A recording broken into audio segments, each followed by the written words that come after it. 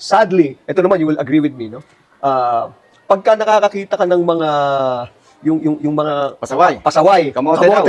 kamote riders, ganyan, no? Lalapit sa'yo. And alam mo, in your kindness and goodness of hearts, no?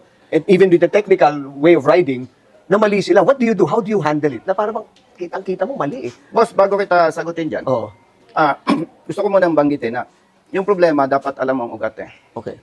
Marami ng dekada ang nakalipas eh. Basta may pera ka, magkakalisensya ka. So for me, ito yung mga tinatawag na ibang pasaway, kabote, walang disiplina. Eh, biktima ito ng mga nagdaang panahon eh, ng dekada, no? At hindi naman riders lang ang may pasaway eh. Pare-pareho lang eh. It so happen lang, boss, sa numbers, mas marami ang riders. And boss, malinaw na malinaw sa riding community, pag mali, hindi ako tumutulong. Walang tumatawag sa amin na may mali, humihingi ng tulong.